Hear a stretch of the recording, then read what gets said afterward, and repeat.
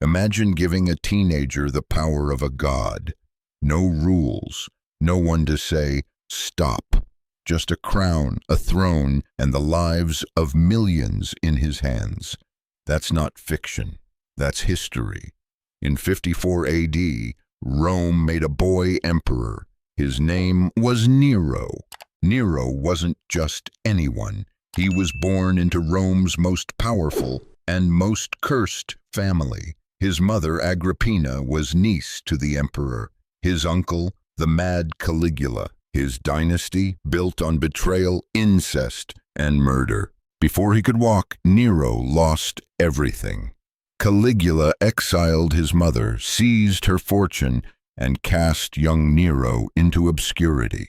He grew up under strangers with a dancer as a tutor, hardly fit for a future emperor.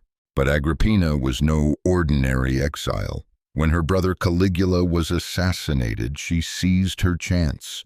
Claudius became emperor, and she came back with vengeance in her heart, power on her mind, and Nero in her arms. Agrippina seduced Claudius, her own uncle, and became empress. Then, one by one, obstacles vanished.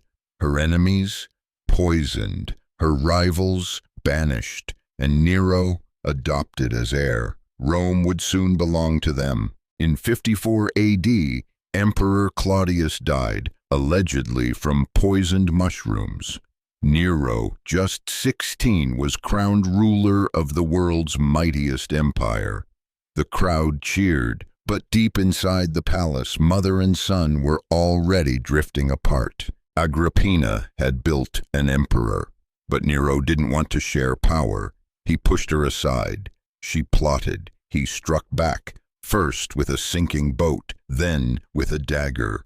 Rome whispered of a mother's last cry, "Stab me in the womb." Ironically, Nero's early reign wasn't chaos, it was progress.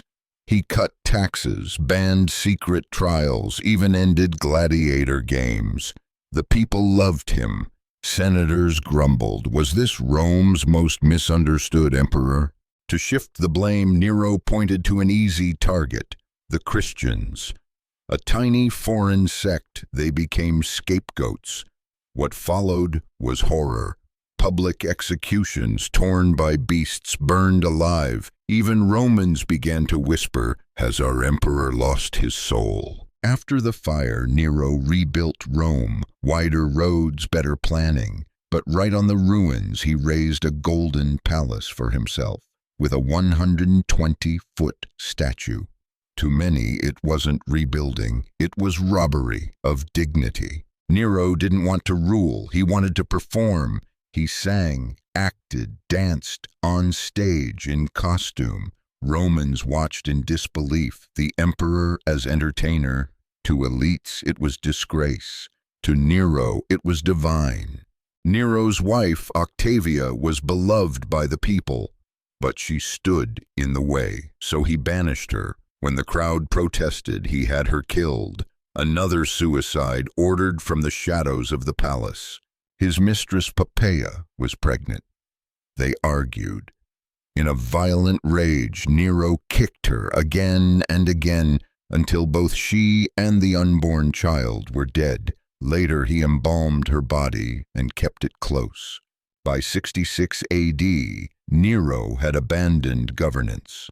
He toured the East, performing, partying, ignoring Rome. Back home, senators plotted, generals stirred. The empire, like a volcano, rumbled beneath his feet. In 68 AD, a general named Galba rebelled. The Senate turned. Even Nero's own guards abandoned him. Alone, stripped of titles, he fled the city, not as a god, but as a hunted man. In a quiet villa outside Rome, Nero waited. The Senate had declared him a public enemy. Execution was certain. Trembling, he turned to a servant and whispered, "Has no one come to kill me?" Then he took his own life. With Nero's death, the Julio-Claudian line ended. No more sons of Caesar, no more heirs of Augustus. From the ashes of one boy's downfall came civil war. Rome would never be the same again. Was Nero a monster? Or was he a mirror of a corrupt empire, of power without wisdom, of art twisted by ego? He ruled like a child in a god's body, and Rome let him. Nero reminds us, power without purpose becomes destruction. Genius without restraint becomes madness. Empires fall not from war, but from within. History gave one boy the world. He gave it fire. And now we remember not to glorify, but to warn. When word of Nero's death spread, Rome didn't celebrate. It froze. Senators locked their doors. Generals hesitated. No one knew who ruled next. The empire had decapitated itself. But instead of healing, it unraveled. One mad emperor was gone, but the sickness still in the system. In the chaos that followed, generals across the empire seized the moment. Galba claimed the throne, then Otho, then Vitellius. One after another, men grasped for power while the streets of Rome ran red. What Nero left behind wasn't legacy, it was civil war. And yet, some cried for Nero. In the provinces, statues were built in his memory. Actors, slaves, and the poor whispered legends of the emperor who danced and gave them bread. Years later, impostors would appear, pretending to be Nero returned from the dead. Christians never forgot Nero either, but for darker reasons. He was remembered as the first persecutor, the Antichrist, the beast. His name echoed in scripture, in nightmares, in martyrdom. Rome called him mad. Christians called him prophecy. What made Nero terrifying wasn't just the murders or madness. It was how much of Rome he reflected. The decadence, the ego, the worship of spectacle over substance. Nero wasn't an outsider. He was Rome's child, a child raised by wolves in purple robes. Centuries later, Nero's story still echoes. In every ruler who loves applause more than justice. In every system that favors legacy over merit. In every moment where silence enables cruelty. We keep asking, how did it happen? Maybe we should ask, why does it keep happening? Imagine again a 16-year-old handed the world with no limits, no breaks. Would they choose kindness or chaos? We like to think we do better than Nero, but history warns us it's not the crown that corrupts, it's what we're willing to ignore in the name of greatness. Nero turned Rome into his stage, and the empire into an audience. He blurred the line between art and atrocity. His performances weren't just songs, they were power plays. And when the applause died down, someone always bled backstage. After Poppeia's death, Nero found a young boy named Sporus who resembled her. He castrated him, dressed him as an empress, and married him. Nero called it love. Rome called it madness. But Sporus, he had no voice at all. Seneca, Nero's old tutor, once taught him virtue. But when Seneca was accused of plotting rebellion, Nero offered him the honor of suicide.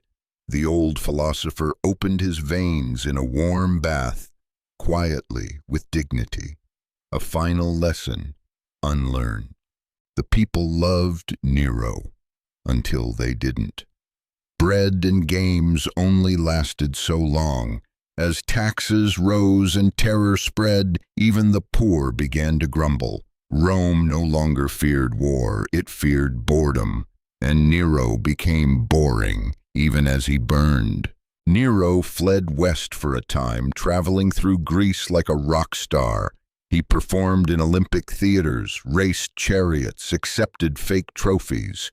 But Rome was crumbling, and no song could drown out the sound of swords drawing closer. Back in the west, Galba's legions advanced. The Senate hesitated, the guard took bribes. And Nero, Rome's god, artist, tyrant, was abandoned. In the end, no one wanted to die for a man who thought applause meant loyalty. As soldiers closed in, Nero turned to his last servant. "What an artist dies in me," he whispered as the dagger plunged. It wasn't just death, it was silence, the silence after the curtain falls. Today, Nero is a name whispered with disgust. Yet in ruins we still see his shadow, in broken palaces, in scorched policies, in every time a ruler falls in love with their own reflection. The question is never just who Nero was, but who we become when we forget him. When Nero died, Rome didn't cheer, it trembled, because his death didn't feel like justice, it felt like a warning. If the emperor could fall so fast, who was safe? Nobles clutched their wealth, generals eyed the throne. The Pax Romana, it was cracking. What followed Nero's death was chaos.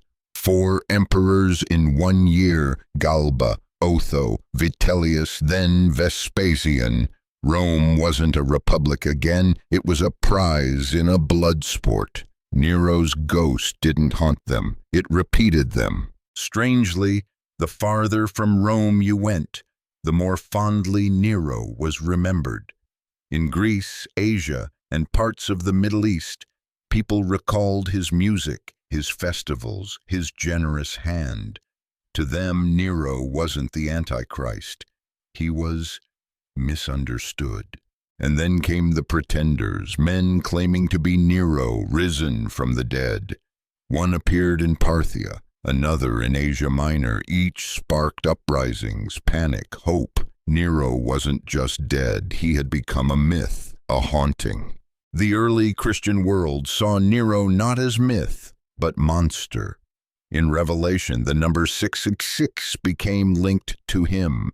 To Christians, Nero wasn't a memory. He was prophecy. He was the beast, and his persecution burned itself into Scripture. What Nero craved most wasn't loyalty. It was applause. He didn't want to be emperor. He wanted to be adored. His story warns us. When leaders seek attention over action, power becomes performance, and citizens become props. We like to think we're wiser than the Romans, but we still elevate charm over competence.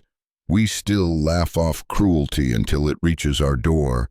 We still cheer for those who entertain, even when they endanger. Nero didn't rise alone. Rome let him. They cheered his songs, ignored his sins, laughed at his cruelty until they bled from it. Nero wasn't just an emperor, he was a mirror, and Rome couldn't face its own reflection. They say Nero's final words were, "What an artist dies in me." But the truth is, Nero didn't die, not completely. He lives in every leader who silences critics, in every crowd that forgets, in every empire that trades virtue for vanity. Nero ruled for 14 years. He changed nothing and everything. His life was a tragedy, but it wasn't just his. It belonged to everyone who watched and said nothing. In history, the curtain always falls, but the question is, who do we applaud and why? Even after his death, Nero's face lived on, etched in silver coins scattered across markets, buried in fields. Farmers dug him up for centuries, not as a man, as a warning stamped in metal. This is what power without mercy looks like. Walk the ruins of Domus Aurea today, and you'll hear no music, just dust, silence, maybe a bird's wings. But if you close your eyes, you'll feel it. A world where one voice drowned out thousands until it too vanished. If Rome could speak, what would it say of Nero? Shame, pity, or would it whisper what it always does about tyrants? We let them in. Empires fall not by murder, but by consent. Nero didn't take Rome. Rome gave itself away. This isn't just Nero's story. It's Sporus's. It's Octavia's. Poppea, Seneca, the nameless Christians, the slaves who screamed behind the curtain while Nero played God. The true tragedy? Not that they died, but that we almost forgot them. You've heard the story, you've seen the rise, the ruin, but what you do next, that's the real ending. History isn't a lesson, it's a mirror, and now it's turned toward you. Who will you cheer for? What will you silence? The curtain is yours to close.